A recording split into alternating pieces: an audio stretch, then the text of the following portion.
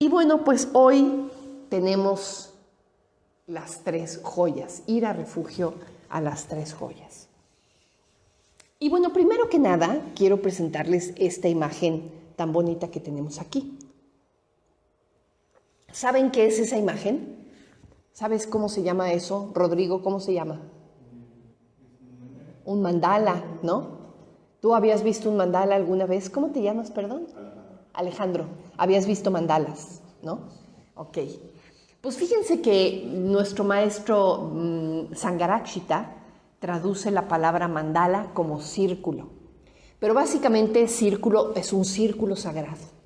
Es un círculo en el que en el centro ponemos algo importante y lo vamos rodeando de belleza, dice él, ¿no? Entonces fíjense que esta imagen del mandala la hemos usado en nuestra comunidad muchas veces para reflexionar sobre qué ponemos en el centro de nuestra vida y cómo es que rodeamos a ese centro con otras cosas que también nos son muy importantes, ¿no? Entonces muchas veces lo que hacemos es el mandala de nuestra vida. Ponemos algo en el centro y vemos qué hay en sus alrededores, ¿sí? Entonces, bueno, imagínense que voy a hacer el mandala de mi vida. Voy a hacer un diagrama en el que voy a identificar qué es lo que es muy central en mi vida, qué es lo que va en el centro de mi mandala y cómo otras cosas se empiezan a aparecer como en la periferia de mi mandala, qué es lo que está ya, digamos, casi afuera de mi mandala, ¿verdad? Y ahorita van a ver por qué quiero hablar de este tema en relación con la idea de ir a refugio. ¿Qué tiene que ver esto con ir a refugio? Pero vamos a suponer que mi mandala tiene más o menos esta forma, ¿sí? Es muy común que en el centro del mandala, de nuestro mandala, aparezca, por ejemplo, algo que es muy central en mi vida, como por ejemplo mi pareja, ¿no? No sé si ustedes tienen esposo, esposa, novio, novia, novie, o lo que sea, ¿verdad? Y aparece entonces, nuestra pareja es muy común que tenga esa centralidad en nuestra vida, ¿verdad? La relación de pareja es muy, muy común. Luego, por supuesto, otros aspectos muy importantes en nuestras vidas son, por ejemplo, los hijos, los hermanos, los padres, ¿no? La familia. Muy cerquita por ahí el trabajo, nuestro trabajo, si eres una persona, y sobre todo que vives de tu trabajo, pues necesariamente casi que nada más por la cantidad de tiempo que le dedicas, tu trabajo va a estar muy central en tu mandala, ¿verdad? Y pon tú, otra cosa importante por ahí es que pues tengo mi psicoterapeuta y mi psicoterapia es un aspecto importante de mi vida porque me da orientación, me da luz, me da idea de por dónde caminar, ¿verdad? Luego darme cuenta que tengo otras cosas en mi mandala, pero que no son tan importantes, como por ejemplo mis clases de guitarra. Pues sí, tomo mi clase de guitarra una vez a la semana, pero como que ni estudio ni nada. Por ahí la tengo en la periferia de mi mandala. Mi club de lectura, pues tal vez tampoco me importa tanto, ahí está en la periferia. Mi clase de meditación, imagínense la práctica de meditación, la tengo súper olvidada, ¿no? Ya está, miren, ya está, hasta se está saliendo del mandala, la pobre meditación. Ya quedó ahí de plano relegada, ¿no? Mis domingos de fútbol, ¿no? Son, digamos, los distintos elementos que constituyen mi vida, las distintas actividades a las cuales les dedico atención. Las distintas cosas con las cuales estoy comprometida, fíjense, también expresan compromiso, ¿verdad? También expresan aquello con lo que estoy comprometida en mi vida, aquello en lo que busco, digamos, apoyo, en lo que busco orientación, en lo que busco guía, aquello que dirige mis decisiones. A mí me gusta mucho pensar en eso, ¿no? Aquello que dirige mis decisiones. Y muchas veces me pongo a pensar, a ver, es domingo en la mañana y voy a decidir, ahí tenemos una decisión, ¿no?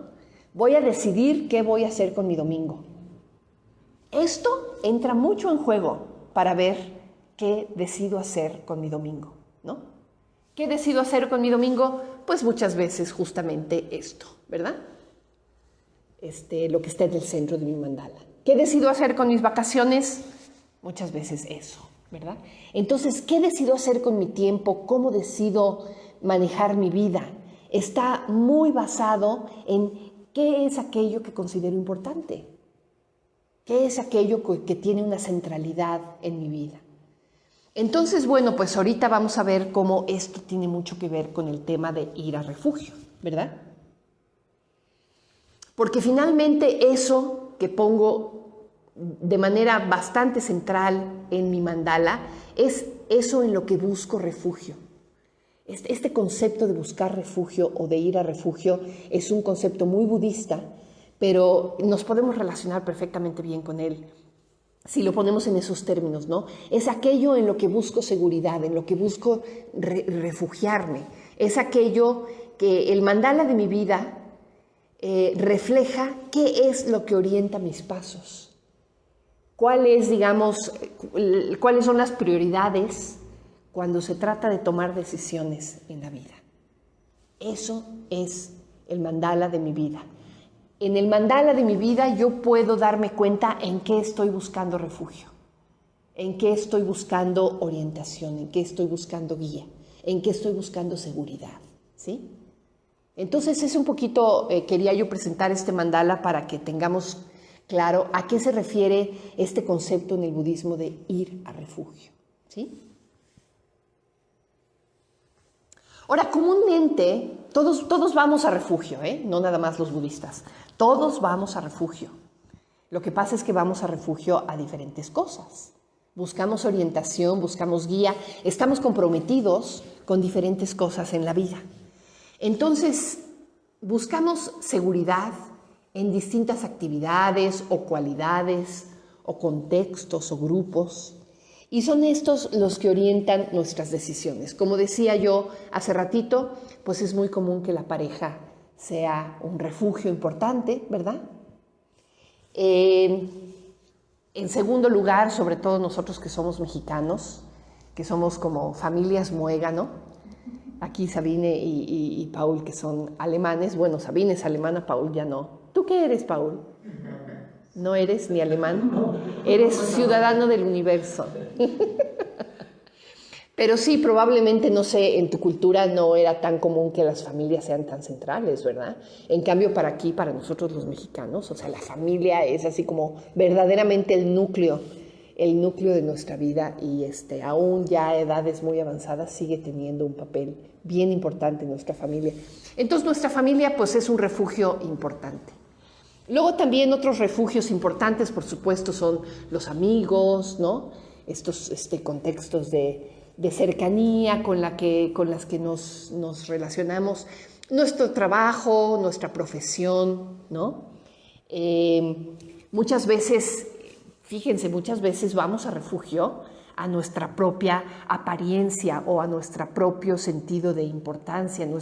Cuando tenemos las personas que tienen un físico muy bonito y que se sienten guapas y que su aspecto es un sentido de seguridad, les da un sentido de seguridad en la vida, ¿no? Y sí, seguramente lo pueden ver, ¿no?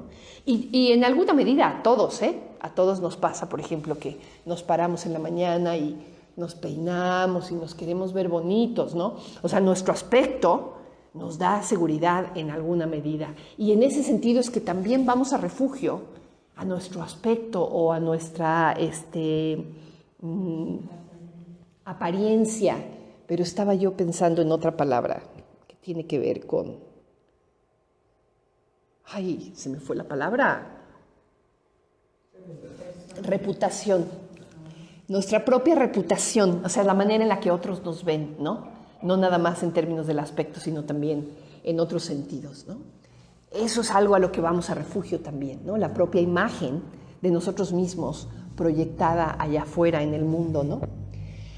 Nuestras posesiones, nuestro nivel económico, por supuesto, es algo a lo que también vamos a refugio. Muchas veces nuestro sentido de éxito en la vida, nuestros éxitos, nuestros logros, ¿no? Y pues aquí también puse a nuestro perrito, ¿verdad, Sharon? Nuestros perritos. También las mascotas, los amigos cercanos, ¿no? También vamos a refugio a todos estos a todas estas cosas. Y por supuesto que no tiene nada de malo, son cosas que son importantes para nosotros, ¿no? Son cosas que son importantes para nosotros. El único problema con estas cosas es que finalmente no nos pueden dar una seguridad última. Tarde o temprano nos van a fallar. Tarde o temprano nos van a fallar, ¿no? Por una u otra cosa, ya sea porque me separo del novio, o porque me traiciona el amigo, o porque pues, se me muere algún ser querido, también sucede, ¿verdad? Tarde o temprano nos jubilamos del trabajo, yo ahorita estoy en esas, ¿verdad?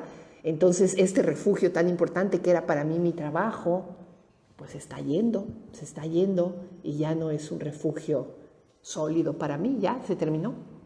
¿Alguien dijo algo? ¿Dijiste algo, Paul? ¿Sharon, dijiste algo? ¿O Alejandro? ¿No? ¿Quién sabe qué oí? Bueno, entonces, cuando hablamos de qué es ir a refugio, a mí también me gusta pensar en qué asociamos con la palabra refugio. La palabra refugio, fíjense, puede ser vista como un escondite. Nos refugiamos cuando nos queremos esconder, cuando no queremos que nadie nos vea, cuando queremos como un poquito ausentarnos de la vida, ¿no? No es el refugio del que estamos hablando. Otro estilo de refugio es, por ejemplo, aquí estoy hablando de un refugio alpino. Miren, tenemos un refugio alpino que sirve para guarecerse de las inclemencias del tiempo. Sirve para guarecerse del frío, de las nevadas, de la lluvia, del sol incluso, ¿no? Entonces es un lugar que sirve para guarecerse. Ahí, fíjense, ahí me empieza a gustar un poquito más el concepto de refugio. Porque sí, muchas veces efectivamente buscamos guarecernos, ¿verdad? Buscamos protegernos ahí con la pareja o con la familia o con las cosas de las que buscamos agarrarnos, buscamos sentir ese sentido de seguridad, ¿no? Este es el concepto que más me gusta de refugio, un lugar seguro, un lugar seguro. Un refugio es ahí donde nos sentimos seguros, donde nos sentimos apapachados, donde nos sentimos calentitos, donde nos sentimos incluso vistos, nos sentimos importantes, nos sentimos apreciados, nos sentimos ahí como afianzados, ¿no? Nos sentimos seguros. Entonces, podemos pensar en ir a refugio a cualquiera de estas cosas que aparecía aquí, ¿no? Ir a refugio a los amigos, ir a refugio a la familia, porque de alguna manera ahí es un sitio seguro, es un lugar en el que nos sentimos seguros, en el que sentimos que podemos ser nosotros mismos, en el que sentimos que ahí nadie nos va a atacar, nadie nos va a morder, ¿no? Y justamente a veces ahí es donde nos muerden. Pero ahí es por lo pronto tú tienes esta expectativa, ¿no? De que ahí sí puedes estar a salvo, ¿no? Entonces, bueno, pues ahí tenemos este concepto de refugio. Entonces, el concepto de ir a refugio en el budismo implica que dedicamos esfuerzo, energía, tiempo, etcétera, dedicamos expectativa, apostamos a, ¿no?, una búsqueda de algo que se supone que me va a dar seguridad, me va a dar bienestar, me va a dar certidumbre. Ir a refugio representa que estás buscando certidumbre, buscando seguridad en aquello a lo que estás yendo a refugio, ¿no? Aquello en lo que buscamos refugio se convierte en una brújula, ¿no?, en una estrella polar que nos orienta en la vida, que nos informa para tomar decisiones, que le da sentido a mi vida, que le da sentido a mis días, ¿sí? Entonces es muy importante el concepto de ir a refugio. Y es muy importante, ¿saben qué? Es bien importante tener claro a qué estamos yendo a refugio. Porque en la medida en que lo tenemos claro, también podemos evaluar si son refugios seguros o no, o si son refugios que tarde o temprano me van a fallar. lo que nos sucede frecuentemente es que buscamos refugio en cosas que no nos pueden dar esta seguridad que estamos buscando. Busco refugio en la pareja, busco refugio en la familia, busco refugio en los amigos, busco que ellos me orienten, que ellos me den seguridad. Pero mira, la realidad de las cosas es que tarde o temprano nos van a fallar. Y me encanta esta imagen porque es así como que estamos caminando sobre una cuerda floja. Al ir a refugio a todas esas cosas, estamos caminando en una cuerda floja. Y no nada más una cuerda floja cualquiera, lo cual de por sí es suficientemente riesgoso, sino que estamos caminando en una cuerda floja que está a punto de romperse. Que no importa que tengamos así como todo el equilibrio del mundo y que seamos los mejores malabaristas, la cuerda floja nos va a fallar. La cuerda floja se nos va a romper. Y de esto se dio cuenta el Buda. De esto se dio cuenta el Buda muy tempranamente en su vida. De hecho, esa fue la razón por la que el Buda, antes de ser el Buda, cuando era el príncipe Siddhartha Gautama, y que vivía en su palacio rodeado de lujos, y se fue dando cuenta en medio de una crisis en la que fue entrando poco a poco, en que estaba yendo a refugio a una bola de cosas que no le iban a dar seguridad, que no le iban a responder su necesidad, digamos, más profunda, ¿no? Y hay unas palabras muy hermosas de un sutta, una escritura budista que se llama el Aryapariesana Sutta, el sutta de la búsqueda noble, que dice así, miren qué hermoso. ¿Por qué siendo yo mismo sujeto a la enfermedad, la vejez, la desgracia, el sufrimiento y la muerte, busco refugio en cosas que también se encuentran sujetas a estos mismos fenómenos? Y usó él ese concepto de buscar refugio, ¿no? Y probablemente ustedes que han leído un poquitín de budismo se encontrarán aquí con la enfermedad, la vejez, la muerte. Justamente estas imágenes que se asocian a las famosas 4 escenas, ¿no? 4 escenas, 4 encuentros, bueno, 3 de los 4 encuentros que tuvo Siddhartha con la realidad en la época de su juventud, con el hecho de que la gente enferma, la gente muere, la gente se envejece y no hay escapatoria, ¿no? Y eso fue lo que le hizo entrar en esta crisis tremenda. Y justamente eso es lo que se preguntaba, si estoy yo buscando refugio en mis padres, en mi esposa, en mis hijos, en mi profesión, son cosas que se van a terminar, son cosas que enferman, son cosas que envejecen, que mueren. Entonces, estoy buscando refugio en eso y pues obviamente voy a sufrir, ¿no? Pero dice Siddhartha, ¿qué tal si siendo yo mismo sujeto a la enfermedad, la vejez, la desgracia, el sufrimiento y la muerte, buscara refugio en aquello que no nace, que no envejece, no se mancha y no muere, ¿no? A mí estas palabras me parecen súper misteriosas, ¿verdad? ¿Qué es aquello que no se mancha? ¿Qué es aquello que no envejece? ¿Qué es aquello que no nace y tampoco muere? ¿No? No está sujeto a esos ires y venires del nacimiento y la muerte. ¿Qué es eso? ¿No? El Buda nos dice que es el único refugio que realmente está libre del nacimiento y de la muerte y del envejecimiento y de la enfermedad. Son las 3 joyas. El único verdadero refugio es este refugio triple, que es realmente uno solo, ¿verdad? Es 3 refugios en uno. Y fíjense qué buen refugio, ¿no?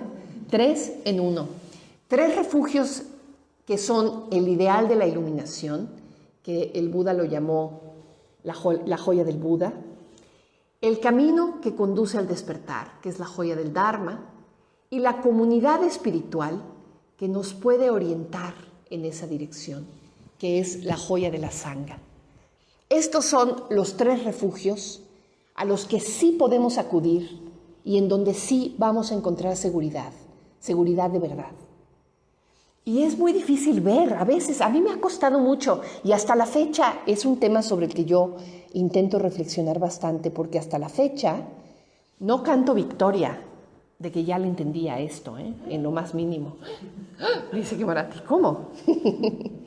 Para nada, ¿no?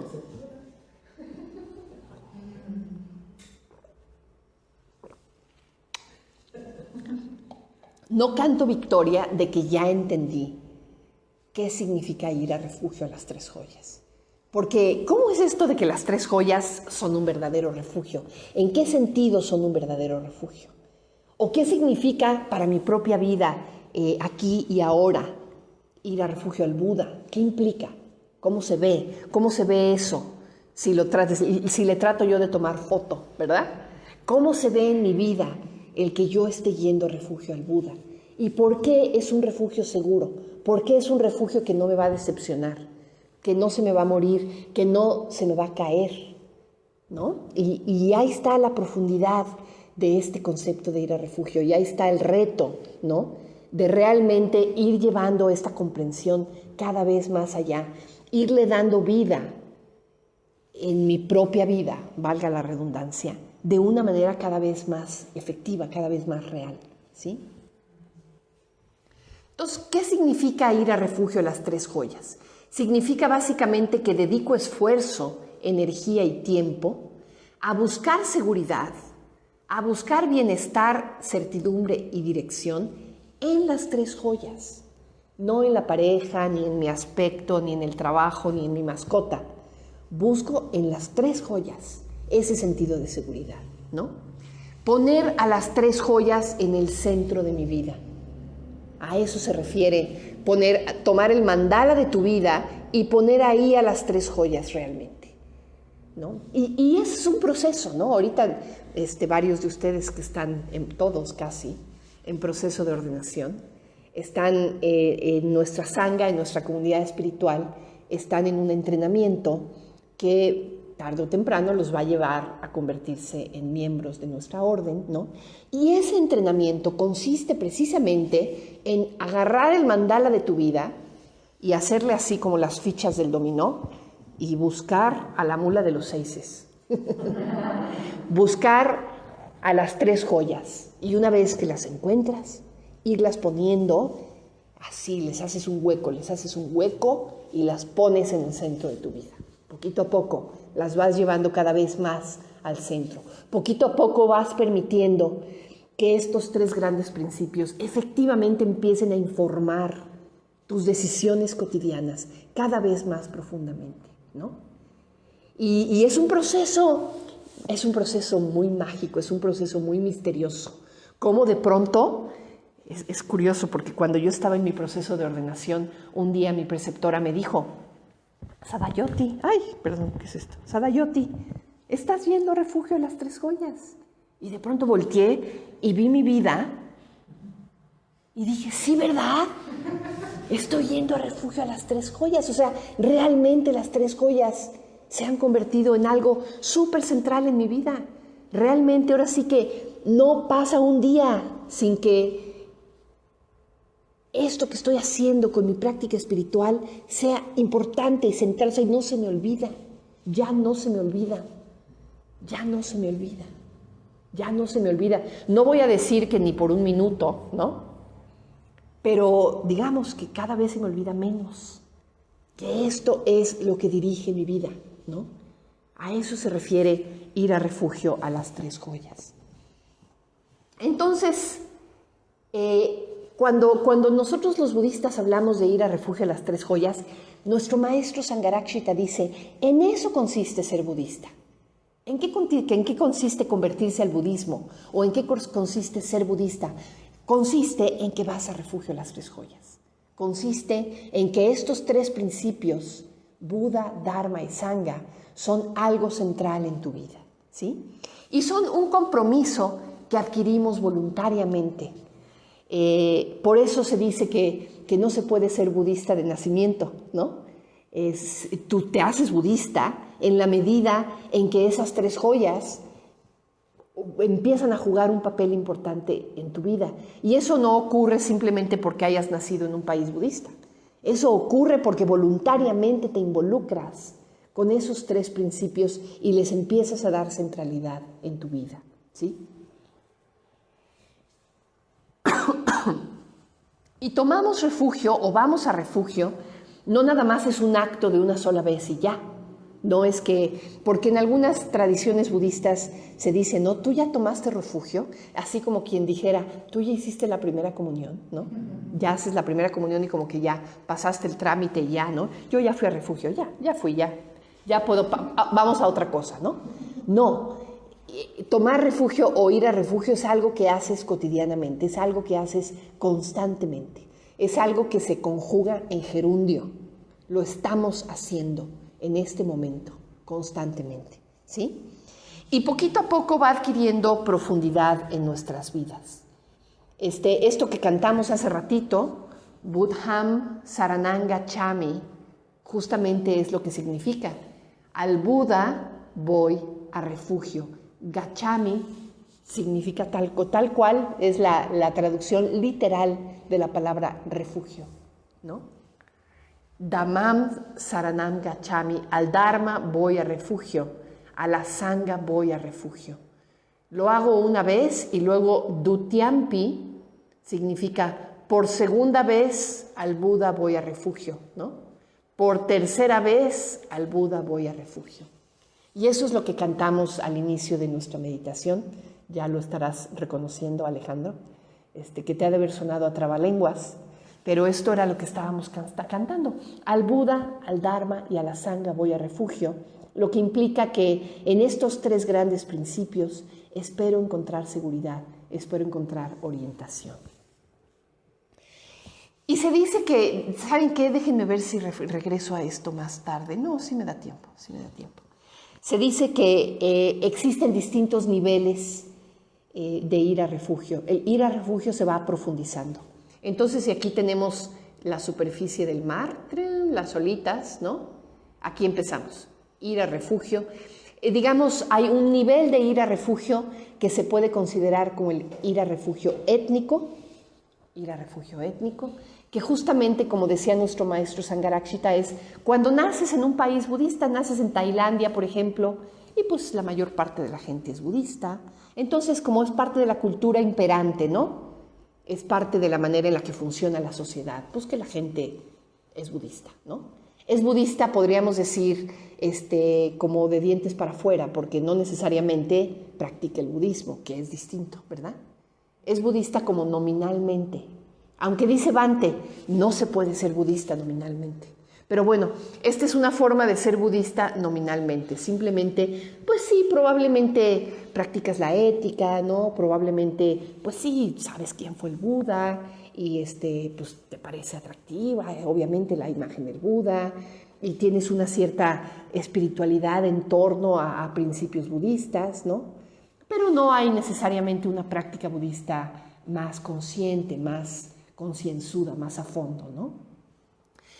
Cuando de pronto te empiezas a acercar al budismo y el budismo, te empieza a gustar, ¿no? Y empiezas a tratar de llevarlo a tu vida. No nada más estás leyendo un libro budista en tu casa, ni nada más te late, digamos, como cápsula cultural, ¿no? Sino que realmente te empieza a llamar la atención y empiezas a tratar de llevarlo a tu vida. Empiezas a tratar de practicar la meditación, empiezas a aprender un poquito sobre la ética budista y dices, mira, voy a tratar de hacerlo, voy a tratar de seguir estos principios en mi propia vida. Ahí aparece el ir a refugio provisional. Entonces, ya vamos como por acá, ¿no? Después, eso se puede ir profundizando todavía más y se puede ir adquiriendo una realidad mucho mayor. Las 3 joyas efectivamente empiezan a ser parte de tu vida de una manera muy central. Ya no pasa un día en donde se te olviden, ¿no?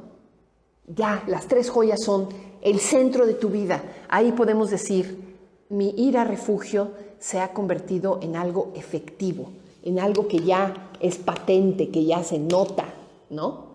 En donde ya has adquirido un compromiso de vida muy, muy sólido y muy central, ¿no? Entonces ya vamos por aquí. Ir a refugio real muchas veces se dice que es cuando tu práctica budista ya se ha convertido, o ya digamos la inercia o el empuje de tu vida espiritual ya es irreversible. Ya es, o sea, ahora sí que ya vas con todo, ¿no? Ya te has convertido en lo que se llama en un entrante a la corriente. Ese es el ir a refugio real. Ya vamos como por aquí, ¿no? Y luego, el último nivel de ir a refugio es cuando alcanzas la iluminación, cuando tú mismo te conviertes en el refugio del Buda. Tú mismo alcanzas la budeidad, tú mismo eres la mente iluminada. Entonces es el nivel trascendental de ir a refugio. Hay mucho escrito sobre este tema, digo, obviamente ahorita le estoy dando una pasadita así veloz, pero es un tema que si tú estás practicando el Dharma, leer sobre o aprender sobre estos niveles, estos distintos niveles de ir a refugio, te van aclarando ese panorama de cómo es un proceso gradual, ese irle cambiando la orientación a la vida, para que realmente te vayas agarrando cada vez más firmemente de los tres refugios, de las tres joyas, ¿no? Ahora, ¿qué son las tres joyas? Justamente aquí verán este símbolo que está aquí en la pantalla, que es el mismo símbolo que tengo aquí en mi kesa, que son justamente las tres joyas. La joya del Buda, que es la joya dorada, la joya del Dharma, que es la joya azul, y la joya de la Sangha, que es la joya roja. Son los principios o los valores en torno a los cuales gira la práctica espiritual de los budistas. De acuerdo a lo que el Buda nos decía en este Aryapariyesana Sutta, solo en estas tres joyas podemos encontrar la liberación del sufrimiento. Estas tres joyas sí son un refugio verdadero. Solamente en ellas podemos encontrar un refugio verdadero. Y como decíamos, son el ideal de la iluminación, el camino que conduce al despertar y la comunidad espiritual que sigue los pasos del Buda. Las joyas del Buda, Dharma y Sangha. Y vamos a ver brevemente a qué se refiere cada una de ellas. Pero a mí me gusta mucho pensar, y de hecho se habla de, en los mismos suttas budistas, se habla de la imagen de la balsa. Me gusta mucho pensar en la imagen de la balsa. Se habla en la joya del Dharma como la balsa que nos puede llevar a la otra orilla, ¿no? El Dharma es la balsa con la que llegamos a la otra orilla. Pero ¿a dónde vamos? Pues vamos a la otra orilla, ¿verdad?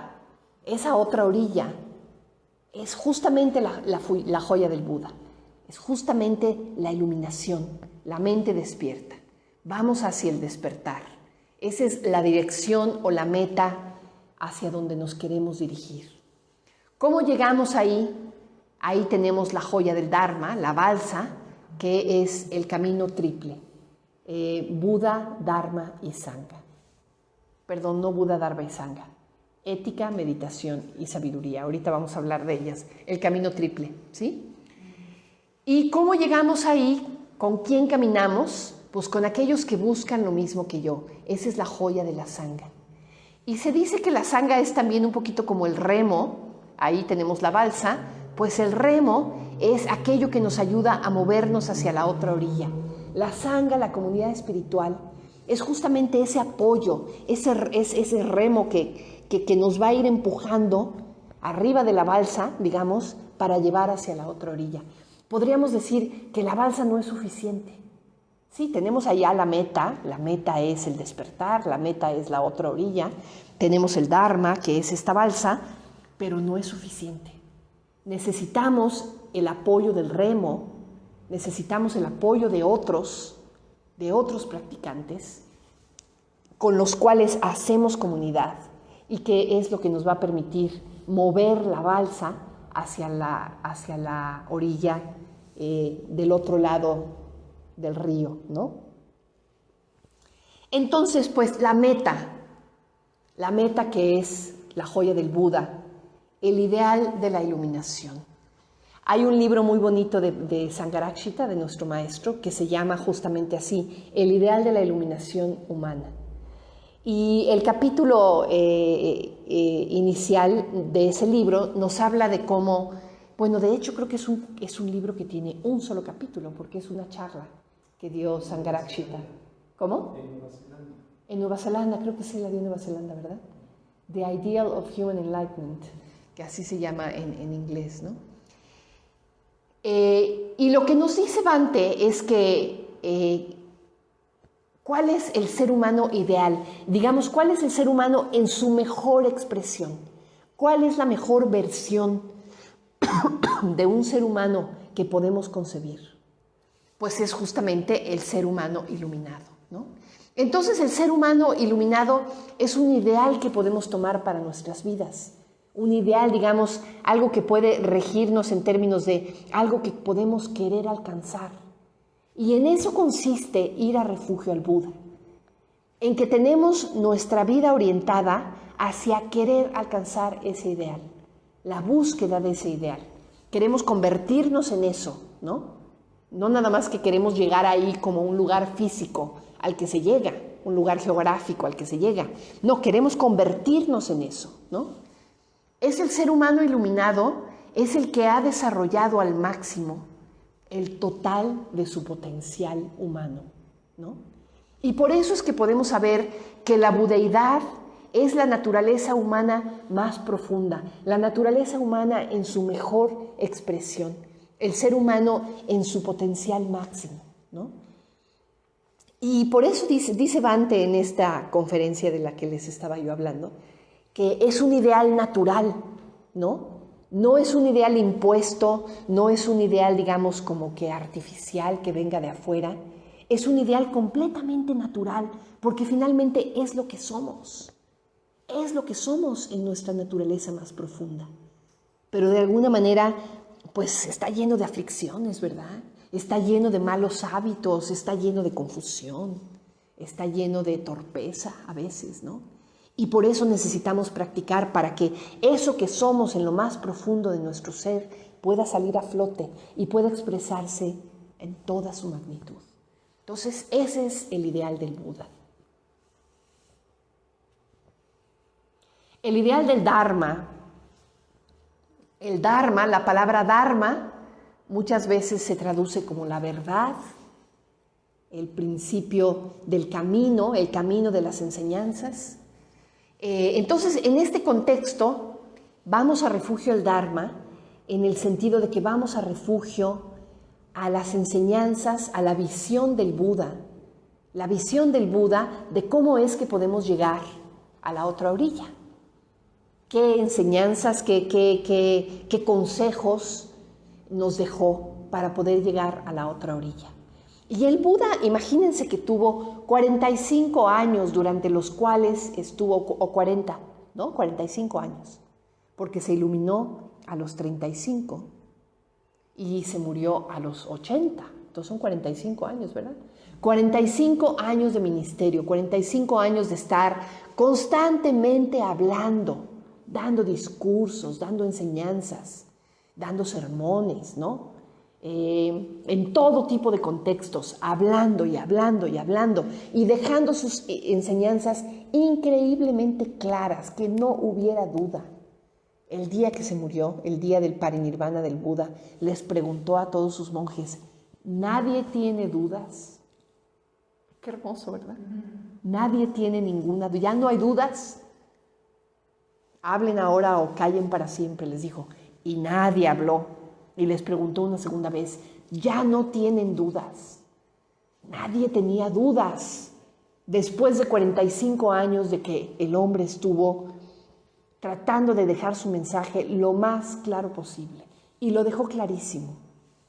Y hacia el final de su vida, el mismo Buda hablaba, ¿cómo podemos resumir en qué consiste practicar el Dharma? ¿Cómo podemos resumir en qué consiste este camino maravilloso que nos lleva a la otra orilla? Pues así lo podemos resumir. Es un camino que tiene un componente de ética, otro de meditación, otro de sabiduría. Estos son los tres componentes del camino. que como veíamos el sábado pasado, ¿verdad? Se pueden visualizar estos tres componentes como tres elementos que se practican de manera continuada. Primero empezamos por la ética. En la medida en que la ética se va perfeccionando y se va llevando cada vez más a fondo, entonces vamos empezando a profundizar en la meditación.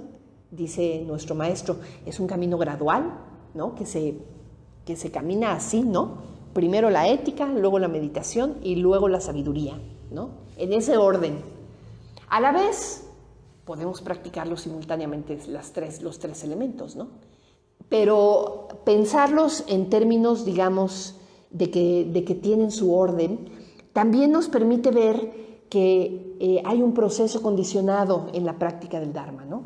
Necesitamos que nuestra práctica ética vaya profundizándose y en esa medida se va a ir pudiendo profundizar nuestra práctica de meditación.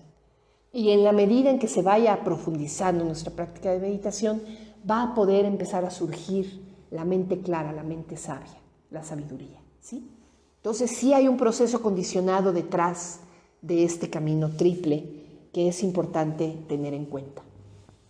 Entonces, la práctica de la ética, pues tiene que ver con la vigilancia de los estados mentales, la vigilancia de mis acciones, la vigilancia de mi habla, ¿no? Tomando conciencia de que a partir de mi actuar y de mi habla y de mis pensamientos, afecto al mundo, ¿no? Afecto a otros, me afecto a mí misma. Puedo causar sufrimiento o puedo causar lo opuesto, ¿no? Aquellos estados que causan sufrimiento son los que llamamos los estados mentales torpes, y los estados mentales hábiles son los que causan gozo, los que causan felicidad, los que causan plenitud, ¿no? Entonces, la ética budista está basada es una ética que tiene que ver con las motivaciones. ¿Cuáles son las motivaciones que alimentan mis acciones y mi palabra? ¿Cuáles son los estados mentales que están detrás de mi actuar? Y en la medida en que voy vigilando mis estados mentales, puedo ir perfeccionando, puedo ir llevando cada vez más a que sean estados mentales hábiles los que rijan mis decisiones, ¿no? Y en esa medida, poquito a poco voy llevándome y voy llevando a otros, voy produciendo felicidad en el mundo en lugar de ir produciendo sufrimiento, ¿no? Entonces la ética tiene que ver con finalmente la ley del karma que dice mis acciones tienen consecuencias, ¿no? Si actúo desde una mente impura, desde una mente torpe, desde una mente aflictiva, ¿no? Una mente que odia, una mente de avaricia, ¿no? Eso va a llevar al sufrimiento. Mientras que si actúo desde una mente pura, desde una mente generosa, desde una mente amorosa, una mente sabia, eso va a llevar a la felicidad, ¿sí? Aparentemente suena fácil, ¿verdad? Acciones tienen consecuencias, sí, ¿verdad? Pero qué poco nos damos cuenta de eso, qué poco nos damos cuenta de eso. Entonces, la práctica de la ética budista tiene una gran profundidad, porque digamos que no tiene límites, ¿no? No es en blanco y negro, y no es de sí o no, es una práctica que tiene, digamos, una especie es abierta, es una práctica que no tiene límites en la medida en que la podemos llevar cada vez más allá y cada vez más allá. Bueno, después tenemos el segundo elemento del camino triple, que es la meditación. Podemos definir a la meditación como el cultivo de estados mentales hábiles. Entonces pareciera que tiene que ver con la ética, ¿verdad? Y sí, efectivamente, la meditación podemos decir que está súper de la mano con la ética. A diferencia de las acciones, digamos, que tienen que ver con cuerpo, habla y mente de manera más activa, la meditación tiene que ver con sentarse en un cojín, ¿no?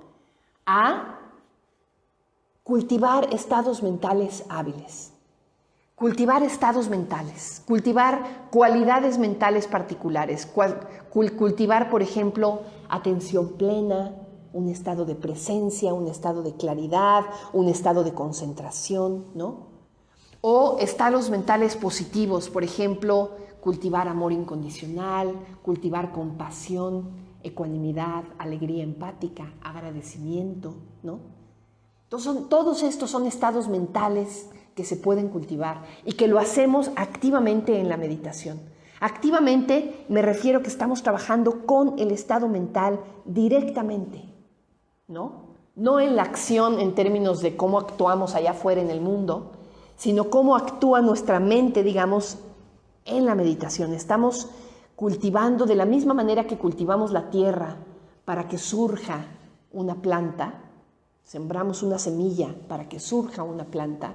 De esa misma manera, en el cojín de meditación estamos cultivando atención plena para que en la vida cotidiana podamos estar presentes, podamos estar alertas, podamos estar vigilantes, podamos saber lo que estamos haciendo, porque luego ni siquiera lo sabemos, ¿verdad? Nos sentamos a cultivar en el cojín amor incondicional para que una vez que salgamos a la vida cotidiana, el amor incondicional esté ahí a la mano, ¿no? Esté accesible y podamos responder desde él de manera más solícita, más inmediata, ¿no? Entonces, esa es la meditación. Es la práctica de sentarnos a ensayar, sentarnos en el cojín a ensayar acciones mentales hábiles, ¿no? Estados mentales hábiles. Y por último, la sabiduría. La sabiduría en el budismo, podríamos decir que la sabiduría última es la mente iluminada, ¿no? Entonces, poquito a poco, en la medida en que practicamos la ética y practicamos la meditación, podemos pensar que va surgiendo en nuestra mente una visión clara. Vamos comprendiendo cada vez más. Vamos viendo con más claridad. ¿Qué es lo que vemos? Vamos comprendiendo las cosas como realmente son. Vamos notando cómo son estos procesos de vida, estos procesos condicionados.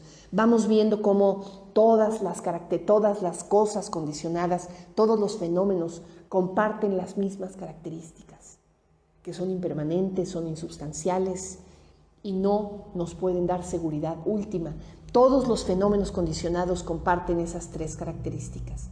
Y en la medida en que vamos meditando cada vez más y vamos profundizando en esta práctica de meditación, empieza a surgir esta visión clara, se empieza a abrir, digamos, se empiezan a abrir las nubes de la mente y podemos empezar a ver todo eso con mucha más claridad, tal y como es, ¿no?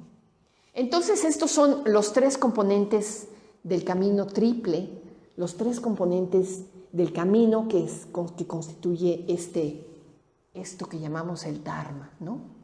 El camino que conduce al despertar.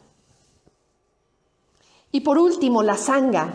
La palabra Sangha significa comunidad. Podemos ponerle este apellido, ¿verdad? Comunidad espiritual. Y en el contexto budista, la palabra Sangha puede hacer referencia a varias cosas, ¿no? En términos tradicionales, en los países budistas, por ejemplo, en Tailandia, en Birmania, probablemente incluso en Japón, ¿no? En algunos, bueno, Japón ya no es tan budista a estas alturas, pero en los países budistas se habla de la Sangha como la comunidad de monjes y monjas, la comunidad de miembros ordenados. Específicamente se hace referencia a la ordenación monástica como la Sangha, ¿no? Entonces sí, en los países, por ejemplo, Theravada, ¿no? En Birmania, en Sri Lanka, tú dices la palabra Sangha y la gente identifica, pues son los monjes, ¿no? Que están en aquel monasterio. Entonces tiene ese uso muy particular. También se puede hablar del Arya Sangha, la comunidad de los discípulos que han alcanzado la visión clara, el Arya Sangha.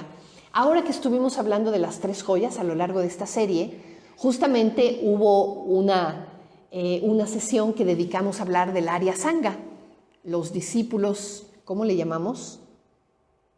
Los discípulos, la comunidad de los sabios, exactamente, la comunidad de los sabios. Estuvimos hablando justo de las personas que a lo largo de la historia han alcanzado la iluminación o han alcanzado algún nivel de claridad ya trascendental, algún nivel de visión clara. A esta se le llama la Arya Sangha. La palabra Arya significa noble, entonces la Sangha de los nobles, los discípulos del Buda. Y por último, también se habla de la Maha Sangha. La palabra Maha significa grande o gran, la gran Sangha. La gran Sangha, es decir, la comunidad de todos los practicantes budistas que existen en el mundo o que han existido en el mundo. Todos nosotros somos parte de la Maha Sangha en ese sentido, ¿no? Y los que están practicando ahorita en Bodh Gaya, y los que están practicando en Ámsterdam, y los que están practicando en Sudáfrica, todos los que practican el budismo en cualquier lugar del mundo, en cualquier contexto, con cualquier nivel de profundidad, somos parte de la Maha Sangha, ¿sí?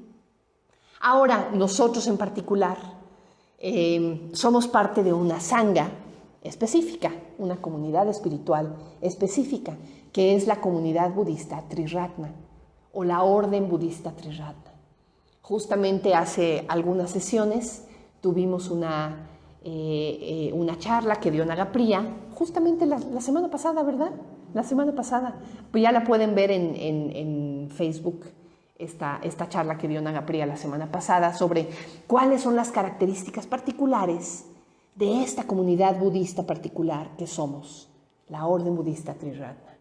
Cuáles son los énfasis de práctica de nuestra comunidad, en qué consiste, cómo enfocamos la práctica del budismo, ¿no? Y cada una de las comunidades budistas, ¿no? La orden del interser, hay una orden que así se llama, la orden del interser, que fundó Thich Nhat Hanh, un budista zen de Vietnam, pues tiene sus particularidades, ¿verdad? Tiene su forma particular de abordar el Dharma. Las distintas escuelas del budismo tibetano también tienen sus particularidades. El Zen, ¿no? O el budismo de la tierra pura, de distintas escuelas, o el Tiantai. En fin, cada escuela, cada contexto budista tiene sus particularidades. Y si quieren ver la charla que dio Nagapriya la semana pasada, la pueden encontrar aquí en nuestros videos de Facebook. O si no, dentro de poco la vamos a tener ya editada y subida en nuestro canal de YouTube, en donde hemos estado subiendo todas estas charlas, ¿no? Entonces, bueno, pues todos somos parte de las Maha Sangha, pero cada una de las órdenes o escuelas budistas tiene a su vez su propia Sangha, digamos, más local, podríamos decir, ¿no? Y dentro de la Sangha Triratna, dentro de la orden budista Triratna que tenemos, porque es una orden internacional, pues es que tiene la Sangha que está en el Centro Budista de Londres, y la Sangha de San Francisco, en donde está ahora nuestra amiga Mokshasi, ¿no? La Sangha de la ciudad de París, la Sangha de Valencia, la Sangha de la Ciudad de México, la Sangha de Cuernavaca, ¿no? Cada uno tiene como su contexto local, que es muy bonito concebirlo de esa manera, porque finalmente es la Sangha local, así calentita, con la que practicas, ¿no? Las personas reales de carne y hueso a las que tú ves cotidianamente y con las que te sientas a meditar y a estudiar el Dharma, ¿no? Entonces, bueno, pues estas son las tres joyas. Esto es el concepto y el acto de ir a refugio a las tres joyas. No sé si alguno de ustedes...